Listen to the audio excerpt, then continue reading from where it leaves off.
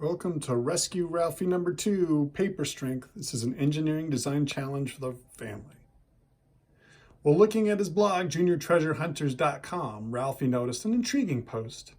It said that the mythical Library of the Giants was closer to being found. Junior treasure hunters had found clues in an old church in Rome, Italy, so Ralphie asked his dad if he could go to Rome to check it out. His dad said yes, and left Ralphie to pack paper, tape, half a peanut butter jelly sandwich. Ralphie wasted no time in Rome and traveled straight to the old church. Inside, he looked around the abandoned building in awe. It was huge, but something caught Ralphie's attention. There were pigeons flying in and out of a hole at the edge of a mosaic of a giant book.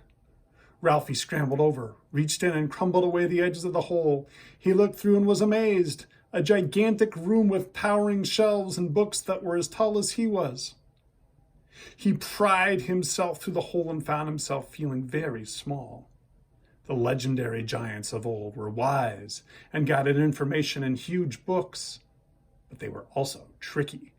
As Ralphie moved deeper into the library, he accidentally triggered a trap.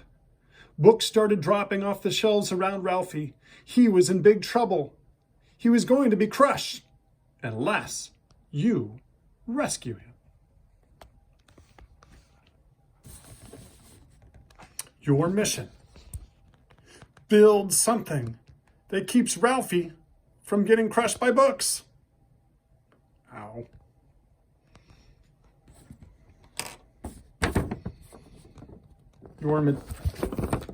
There are some rules to follow here, some constraints. So here's some of the things you need to keep in mind to follow the rules of the challenge. First, you can only use 5 pieces of paper and 12 inches of tape to build your design. Second, you should record your weight. Now, a tricky part of this mission is figuring out how, since many of us don't have scales at home. If you do, feel free to use them. But if you don't, how can you figure out how many pounds or ounces or grams or kilograms that you are actually supporting with your design? 3, the design must hold books at least 5 inches off the surface you're testing on. That's to allow Ralphie a little bit of wiggle room. 4, set your books on it. Please don't drop them. That would be a much harder challenge for you to solve. 5, refresh your supplies if necessary, because you might get your design all scrunched up and it might not be as structurally sound as before. Now, here are the materials for you to use. Paper, of course, 5 sheets. Tape, I like masking tape. Notebook and pencil to record your observations. And of course, your own Ralphie action figure or Rhonda if you choose. Now, you'll be going through what we call the engineering design process. This is a good way to think about how you can solve problems like this. So you've been asked a question. That's the top of the EDP here. How can you build something that will save Ralphie from being crushed? Your next job is to imagine some possibilities. Now, I really suggest, before you brainstorm even, to take some paper and tape and try messing around with it. Can you find a way to support a small book off of a surface? Even if it's just an inch to start with, what shapes can you construct or things can you build that will make the paper stronger to where it can support some weight? Try playing with it for a little while first. After you've imagined some things with paper, try coming up with your plan. How are you going to use your 5 sheets of paper and 1 foot of tape? Maybe you sketch a design in your notebook. It's great if you can explain with somebody else what you're doing.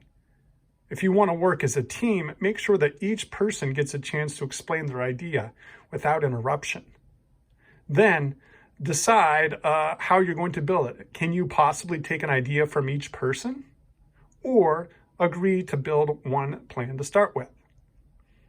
Of course, you're going to try to make it then, and then experiment testing it. How many books can you set on? Will you please record it so you can measure your progress.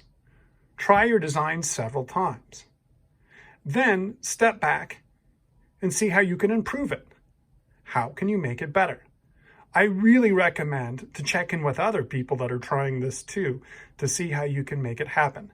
Now, I've had students do this challenge before where they've held a whole other student from my classroom, a 4th grade student, with just 5 pieces of paper and a foot of tape. How will you do? Can you hold that much weight? How? If you need more information, including some of the write-up and philosophy of this, please check out my website that has kind of some written plans for this as well. Be well and good luck.